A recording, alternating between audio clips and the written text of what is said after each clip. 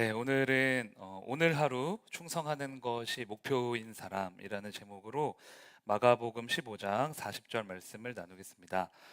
한 구절이니까요. 저희 한 목소리로 같이 읽었으면 좋겠습니다. 시작. 멀리서 바라보는 여자들도 있었는데 그 중에 막달라 마리아와 또 작은 야고보와 요새의 어머니 마리아와 또 살로메가 있었으니. 아멘. 성경을 보면 야고보라는 이름을 가진 사람들이 많이 등장합니다. 오늘 본문에도 야고보가 나오는데 사실 우리가 전에 야고보라는 인물을 한번 나눴었죠? 기억나시나요? 네, 요한의 형제이기도 했고 천둥의 아들이라는 별명을 가지고 있었던 그런 불꽃 같은 사람이었습니다. 또 베드로, 요한과 함께 예수님의 제자 그룹을 대표하는 그러한 인물이기도 했죠. 그러니까 한마디로 말하면 어딜 가나 앞장서고 중심이 되는 그런 핵심적인 인물. 그 사람을 그래서 일컬어서 대야고보다라고 저희가 불렀습니다. 그런데 오늘 본문에 나오는 야고보는 대야고보가 아닙니다. 어떤 야고보라고 말하고 있죠? 네, 작은 야고보. 작은이라는 수식어가 붙는 걸로 봐서 이 사람의 영향력은 대야고보에 비해 훨씬 더 미미했을 것이다 라는 합리적인 추측을 할 수 있겠죠. 즉, 두드러진 제자가 아니었다는 거예요. 그런데 오늘 그래서 역사가 유세비우스라는 사람은 작은 야고보에 관해서 이런 기록을 남겼습니다. 그는 말수가 아주 적은 기도하는 사람이었다. 그러니까 말이 없고 뒤에서 늘 기도하는 사람, 조용한 사람, 있는지 없는지 잘 티가 나지 않는 사람. 그 사람이 바로 작은 야고보였습니다. 근데 말수가 정말 적었던 것 같긴 해요. 그 성경 곳곳을 찾아봐도 이 작은 야고보라는 사람이 말하는 게 하나도 안 나오거든요.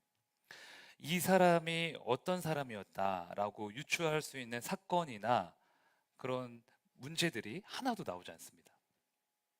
그나마 작은 야고보라는 이 이름이 명시되어 있는 게 오늘 우리가 읽은 본문이에요. 그래서 오늘 본문이 작은 야고보를 파악하는 데 있어서 굉장히 중요한 단서가 되겠죠. 자, 그러면 작은 야고보가 어떤 사람일지 본문을 다시 한번 볼까요?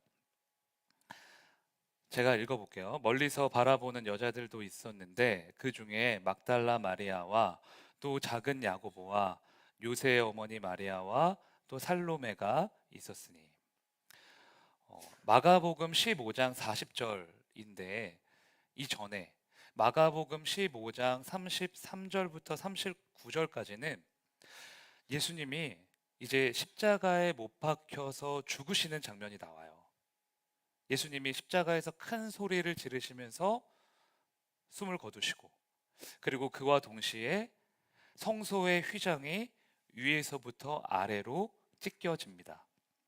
그리고 성경은 이어서 예수님이 십자가에서 죽으실 때 끝까지 남아있던 사람들이 누구인지를 스포트라이트를 탁 비추는 것처럼 비춰주고 있는데, 그게 오늘 본문 말씀 마가복음 15장 40절입니다.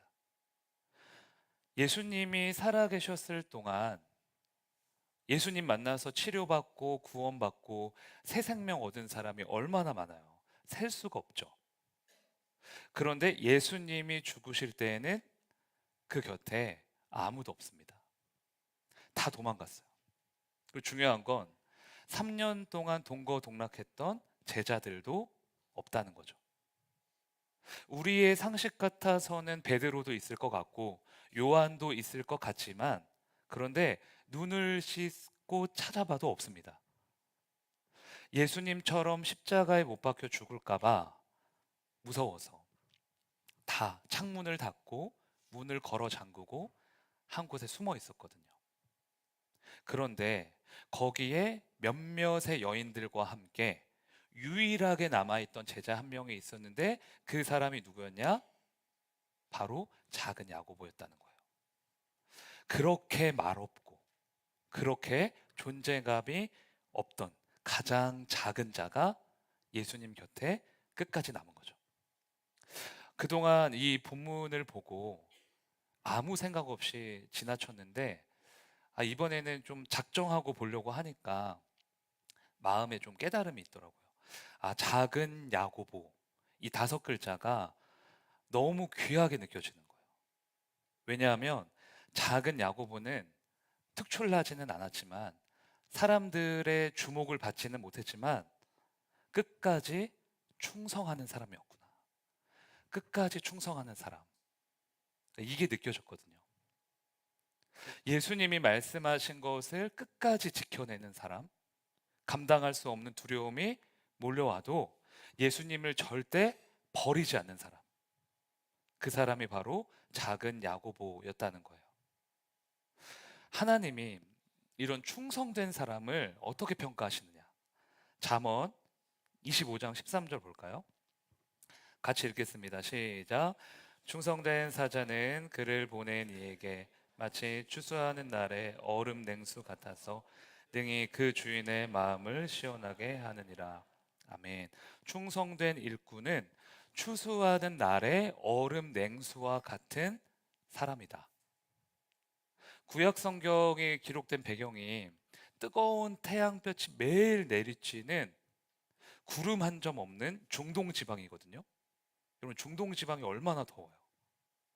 거기 가면 다 허벌판이고 뜨거운 사막인데, 그런데 거기서 곡식을 추수하면, 그 작업을 하면 얼마나 더울까요?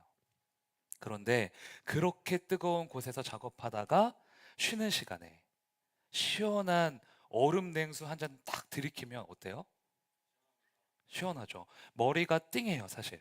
머리가 띵하면서 배꼽까지 시원해져요. 케냐 선교 갔다 오신 분들은 공감하실 것 같은데, 사역지 가서 땀 뻘뻘 흘리다가 베이스 캠프 돌아와서 그 냉장고에 얼려놓은 망고 주스, 그거 한 잔을 탁 먹는 순간, 와, 여기가 천국이구나. 하나님께 충성하는 사람이 바로 이런 냉수와 같다는 거예요. 하나님의 마음을 시원케 하는 사람. 하나님이 이 어두운 세상을 보면 너무 답답해 하시다가도 그 사람만 보면 너 때문에 내 속이 좀 뚫린다. 너 때문에 내가 좀 시원하다. 그렇게 흡족해 하신다는 거죠. 그러니까 하나님은 그러신 것 같아요. 대단한 사람보다 충성하는 사람을 원하신다. 꼭 기억하세요. 많은 업적과 성공을 이루려고 하는 사람보다 오늘 하루 하나님 앞에서 충성스럽게 살아가는 그 사람을 원하시는 거예요. 왜? 많은 업적을 이루는 건 하나님이 하시면 되거든요. 인간이 이룰 수 없을 정도로 대단한 건 다 하나님이 하시면 돼요. 그래서 하나님은 대단하고 위대한 사람을 픽하지 않으세요. 성경을 한번 봐보세요. 능력 좋고 스펙이 다 갖춰져 있고 팔방미인 같은 그런 사람을 택하지 않으십니다. 하나님이 함께 하고 싶어 하시는 사람의 기준은 능력이 아니라 충성이거든요.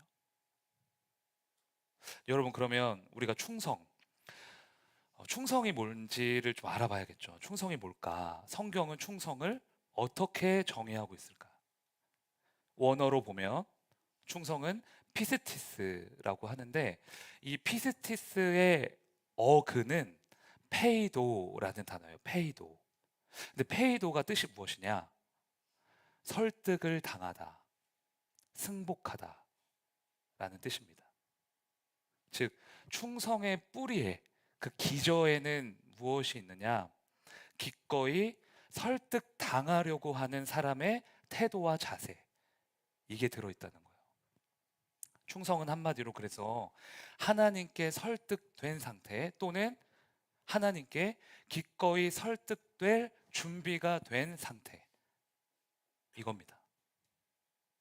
그런데 우리는 충성을 생각하면 겉으로 드러나는 행위를 생각할 때가 많죠.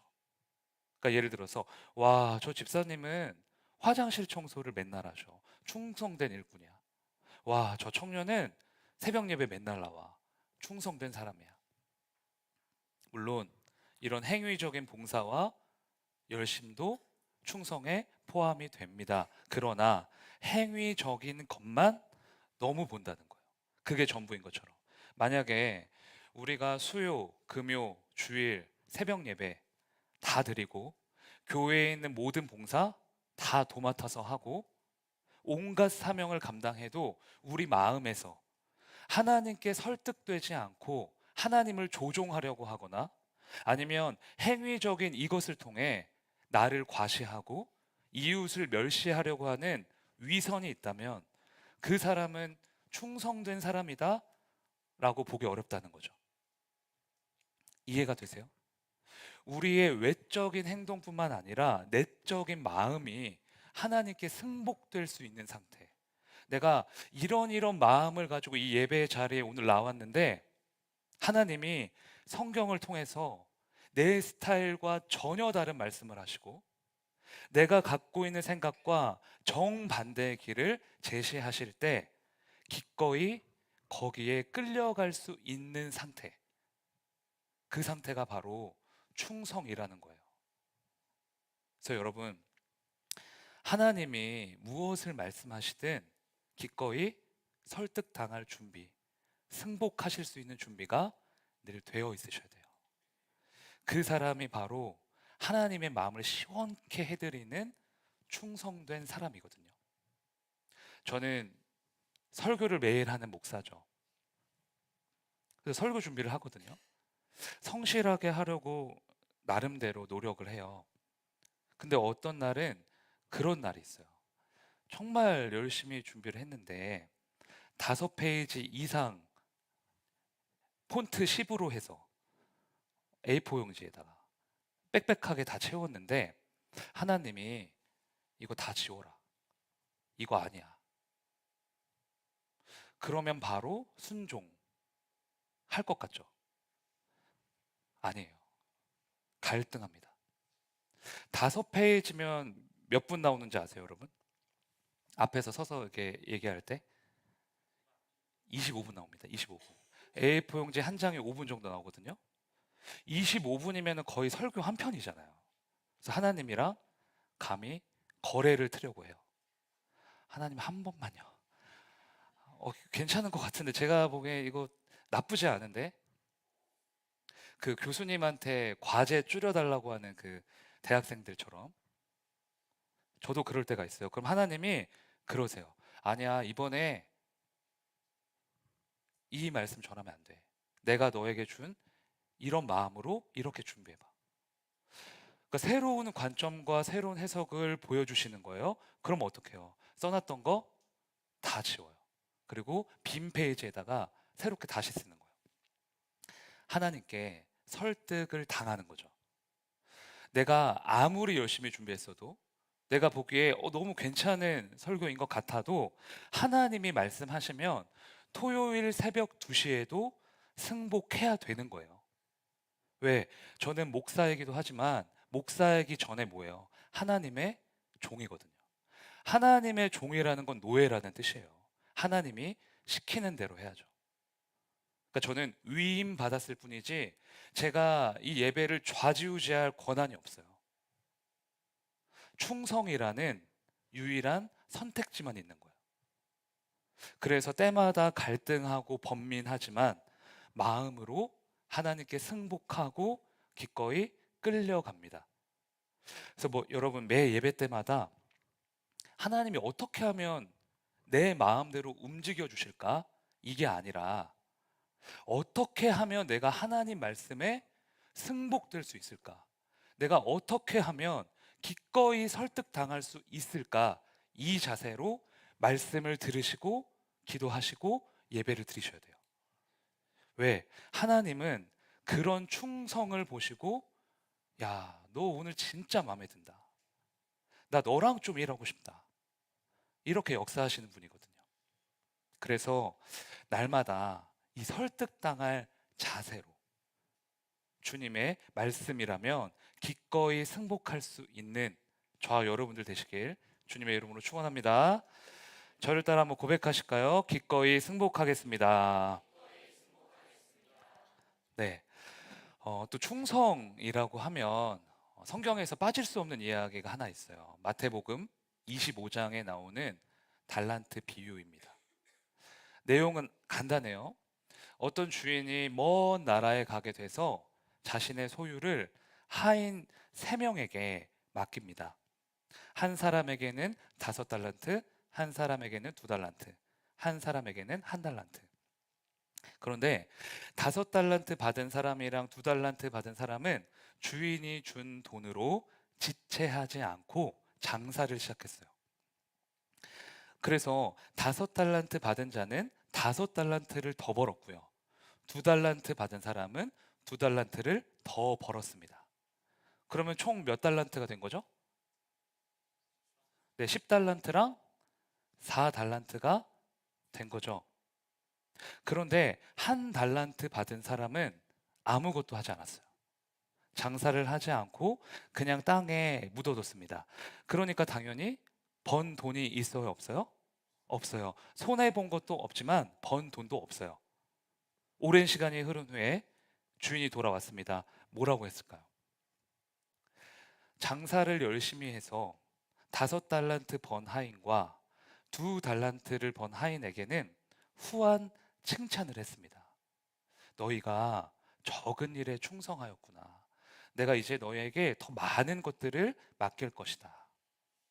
그런데 1달란트를 땅에 묻었다가 고스란히 그걸 꺼내서 돌려준 하인에게는 엄중한 질책을 합니다. 너에게 있는 그 1달란트마저 뺏어서 10달란트 있는 사람한테 줄 거야.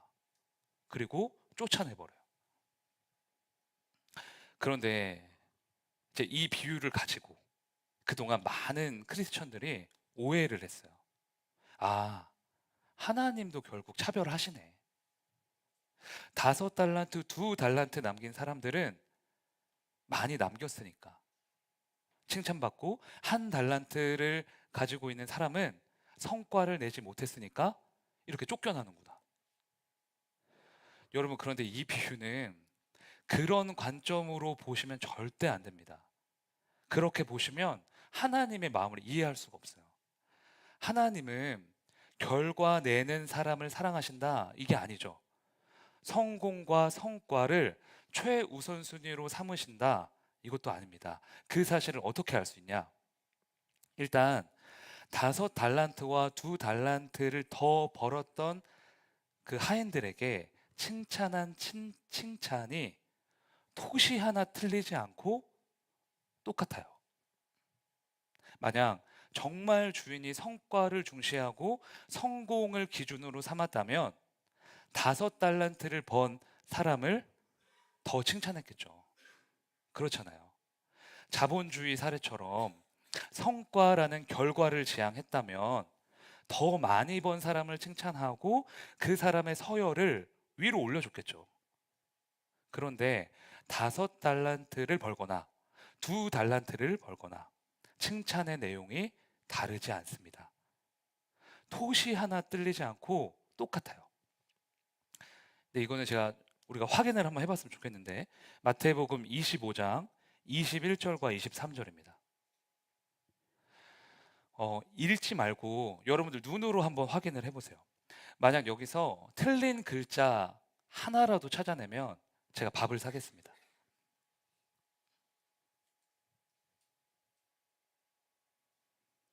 찾으셨나요? 틀린 글자? 이게 5달란트를 번 종과 2달란트를 번 종에게 하는 칭찬이거든요, 주인이. 못 찾으셨죠? 다행입니다. 아예 똑같아요. 이게 무슨 말이냐? 1달란트를 받은 사람이 장사를 해서 1달란트만 더 벌었어도 똑같은 칭찬을 받았을 거라는 뜻이에요. 그러니까 이 주인에게 중요한 건 뭐예요? 얼마를 남겼느냐? 아닙니다. 주인이 맡겨준 사명과 재능을 가지고 나의 주인 되신 그분을 위해 최선을 다해 살아갔느냐. 오늘 하루 나의 몸을 거룩한 산 제물로 하나님께 온전히 올려드렸느냐, 이거겠죠. 우리가 죄를 정의할 때 보통 하지 말아야 할 일을 하는 것, 이렇게 생각하거든요. 술, 담배, 거짓말, 불순종, 이런 것들이죠. 그런데 여러분 꼭 기억하셔야 돼요. 해야 할 것을 하지 않는 것도요, 명백한 죄입니다. 한 달란트 받은 사람은 정말 아무것도 안 했어요. 그 사람은 도둑질을 한 것도 아니고 강도질을 한 것도 아닙니다. 주인이 준 돈을 떼먹지도 않았어요. 그대로 돌려줬으니까. 그런데 예수님이 그 사람을 보고 뭐라고 하시냐? 그게 중요하겠죠? 마태복음 25장 26절입니다. 같이 읽어볼까요? 시작.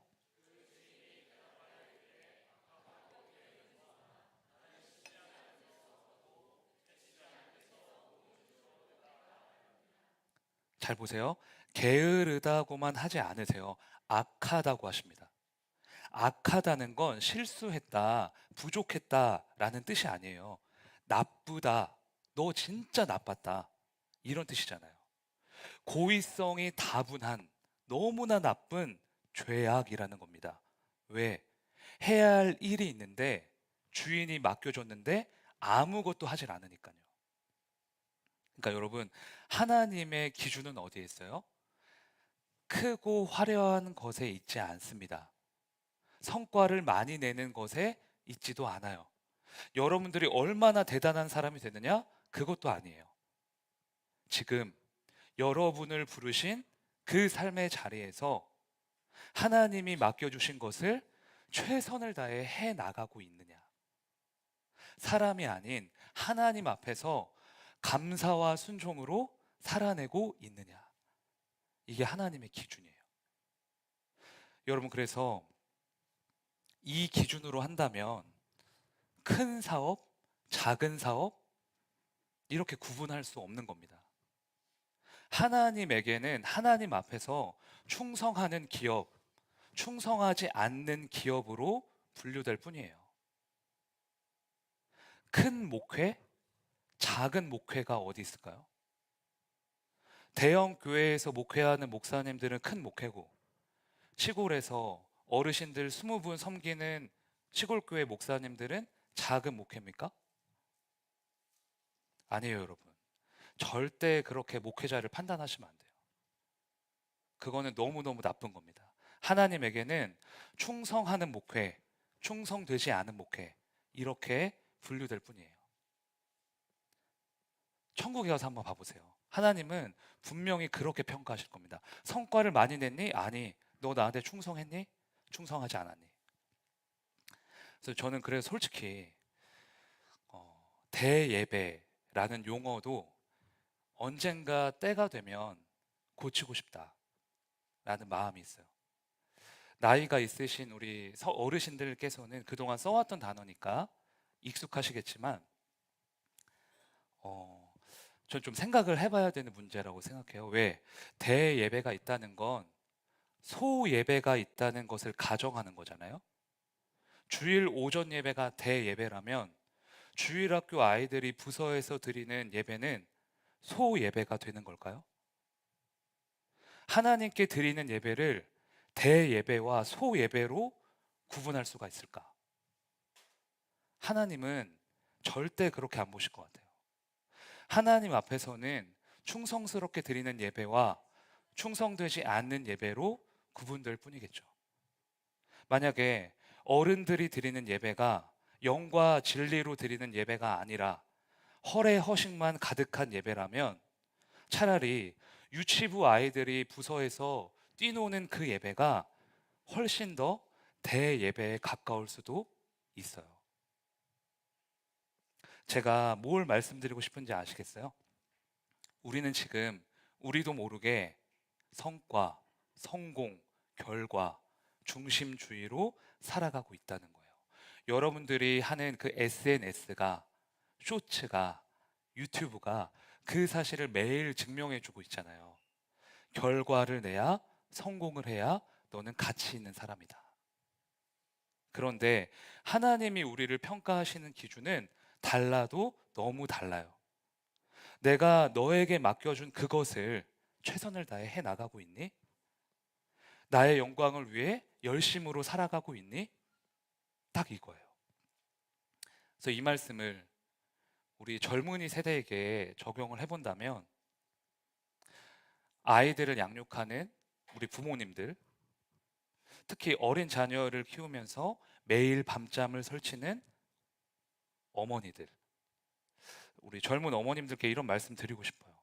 집에서 아기를 키우니까 여러분들이 하던 일과 공부와 모든 것이 다 멈추게 됐죠. 그래서 아기를 키우다 힘들면 내가 지금 뭘 하고 있는 거지?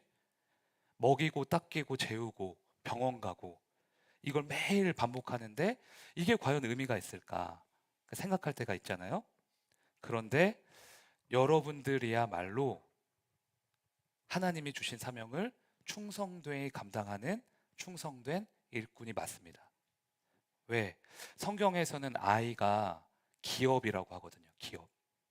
세상에 있는 기업이 아니라 아이들 한 사람 한 사람을 하나님께서는 기업으로 보세요. 야, 너가 기업을 키우는구나. 하나님의 기업을 성장시키고 있구나. 그러니까 엄청난 사명이죠. 그러니까 자녀들을 양육하시는 어머님, 아버님들은 똑같은 일상을 반복하고 계시는 게 아니고요. 지금 앞으로 나아가고 계시는 중입니다. 충성된 일꾼의 자격이 이미 있으신 거예요. 또 우리 취업이 안 되는 청년분들이 있는데 잘 한번 들으셨으면 좋겠어요. 아무것도 하고 있지 않다면 문제겠지만, 여러분들이 늘 예배의 자리를 지키고 있고 하나님을 선택하고 있고, 또 세상에서도 하나님이 주신 시간과 재능과 그런 육체를 미래를 위해 사용하고 있다면 여러분 실패자 아닙니다. 타이밍의 문제일 뿐이지 여러분은 지금 낙오한 게 아니에요. 하루하루 하나님 앞에서 부끄러움 없이 살아가고 있다면, 최선을 다해 몸부림치고 있다면 여러분은 누가 뭐래도 하나님이 인정하시는 충성된 일꾼입니다. 그러니까 사랑하는 형제 자매님들, 여러분의 정체성, 그 자부심을 세상이 말하는 결과, 성공, 성과에서 찾지 마시고, 내가 오늘 하루도 하나님 앞에서 충성되이 살아갔는가, 하나님을 위하여 달려갔는가, 여기서 찾으셔야 돼요. 저는 늘 정말 그렇게 생각하려고 노력을 하거든요. 10년 뒤에 큰 목회를 할 거다, 20년 뒤에 대형 교회를 만들 거다, 단 한 번도 그런 생각을 한 적이 없어요. 대신 그냥 이렇게 생각해요. 하나님, 저 내일 당장 천국에 데려가신다 할지라도 하나님 앞에서 최선을 다한 오늘을 살았기 때문에 저 후회 없이 살았습니다 라고 고백할 수 있는 그런 사람이 되게 해주세요. 그게 제 자부심이고 제가 살아가는 힘이에요. 그 욕심이 있어요. 대단한 사람, 특출난 사람, 이런 사람이 아니라 오늘 하루 최선을 다해 충성한 사람이 되고 싶거든요. 왜? 그 사람이 하나님이 너무너무 원하시는 사람이니까. 제가 어제 신방을 다녀왔어요. 80이 넘은 할머님이신데 저희 교회 어르신을 통해 이제 전도가 되신 거예요. 그래서 친구처럼 두 분이 이렇게 지내시는데, 전도하신 그 어르신이 전도한 썰을 풀어주시더라고요. 어르신들이니까 동네에 숯을 피워서 찜질하는 찜질방이 있대요. 이제 거기서 처음 만나신 거죠. 그래서 교회 가자 했는데, 나 다른 데 가는 데가 있어. 어딘데? 근데 말씀을 안 해주시더래요. 그래서 그런가 보다 하고 했는데, 어느 날부터 찜질방에 이분이 안 오시는 거야. 그래서 전도하시는 분이 걱정되는 마음에 수소문을 한 거죠. 노인이니까 혹시 잘못되기라도 했을까봐. 그래서 결국 집을 찾아서 그 집에 간 거예요. 근데 이제 충격적인 장면을 보게 됩니다. 집이 완전히 쓰레기장이 돼 있고 냄새가 막 진동을 하고, 이분이 얼굴이 괜찮은 분이었는데 피골이 상접되어 있는 그런 아수라장을 보신 거예요. 전도하시는 분이 그 집을 딱 들어가자마자 바로 느끼셨대요. 아, 이 집에 귀신이 눌러 앉았네. 귀신이 눌러 앉았다. 그런데 그 다음에 하시는 말씀이 저한테 너무 울림이 됐어요. 뭐라고 하셨냐? 귀신이 이기는지 내가 이기는지. 귀신이 이 집에 죽치고 앉아 있으면 내가 그 귀신 나갈 때까지 이 집에 죽치고 앉아 있을 거다. 그러면서 결단하시고 매일 그 집에 찾아가서 찬송가 부르시고 같이 손 붙잡고 통성으로 기도하시고 매일 예배를 드리셨다는 거예요. 그래서 그 집에 있던 어르신이 어떻게 됐을까? 지금 너무 좋아지셨어요. 신방을 기쁘게 받으실 정도로. 그런데 그분이 처음에 어디 가는지 말씀 안 하셨다고 했잖아요. 그곳이 어디였냐? 나중에 알고 보니까 신천지였다. 네, 신천지에 계속 몇 개월 동안 가신 거죠. 그러니까 전도하시는 어르신이 그 말씀을 들으면서 생각했어요. 속으로 충성은 이런 분들한테 쓰는 거구나. 충성. 누가 보든 보지 않든 하나님이 맡겨주신 사명, 하나님이 붙여주신 그 영혼, 그 귀한 것을 절대 포기하지 않는 사람. 사단이 역사해도 네가 이기나 내가 이기나 한번 해보자. 선포하면서 그 자리를 매일 지켜내는 사람. 하나님이 역사하실 수밖에 없구나 생각이 들더라고요. 그래서 여러분, 오늘 설교 제목처럼 충성을 과정으로 두지 마시고요. 충성을 오늘 하루의 목표로 두셨으면 좋겠어요. 하나님 앞에서 오늘 하루 충성하는 것을 목표로 삼으셔서 하나님의 마음을 시원하게 해드리는, 하나님이 정말 함께 하고 싶어 하시는 그런 일꾼들이 되시기를 주님의 이름으로 축원합니다. 저를 따라 고백하실까요? 오늘 하루 충성하는 것을 목표로 삼겠습니다. 네, 우리 오늘은 일상이라는 찬양을 부르시면서 매일매일 충성하는 우리가 되겠다고 함께 고백하겠습니다.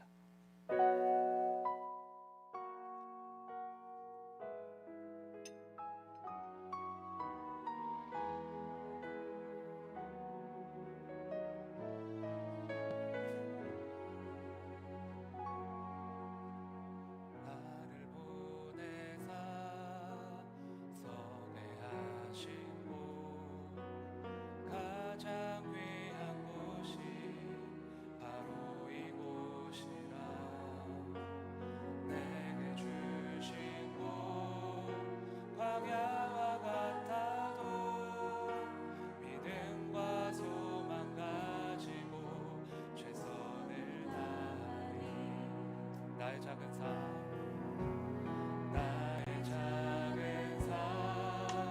주께 드릴 때 나의 삶을 통해 주 영광 받으리 내게 맡기신 가장 귀한 이곳 사원 순종으로 오늘을 살리라 나의 일상을 통해 하나님께 영광을 나의 일상을 통해 생명의 복음을 내게 맡기신 이곳 나를 부르신 곳에 하나님의 나라가 이루어지길 원합니다. 우리 처음부터 다시 한번 고백하겠습니다. 나를 보내사 서게 하신 곳 가장 귀한 곳이 바로 이곳이라 내게 주신 곳 광야와 같아도 믿음과 소망 가지고 최선을 다하리 나의 작은 삶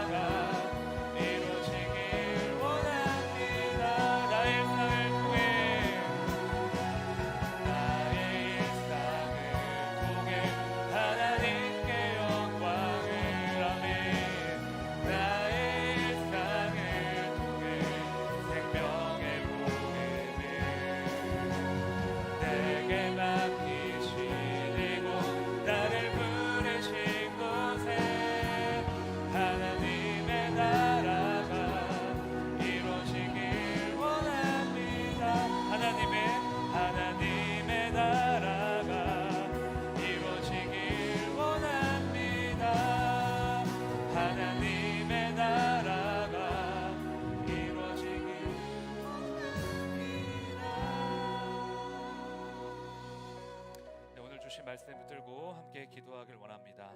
하나님 아버지, 기꺼이 설득당할 수 있는 우리의 심령이 되길 원합니다. 주님이 말씀하시면 나의 뜻을 언제든지 꺾을 수 있는 충성된 자녀가 되게 하여 주시옵소서. 또한 주님, 우리의 일상이 예배이며 순종이며 감사가 되길 원합니다. 충성이 과정이 아닌 목표가 되어서 하나님이 함께 하고 싶어 하시는 복된 자녀들이 되게 하여 주시옵소서. 시간 주님의 이름 부르짖고 함께 기도하시겠습니다. 주여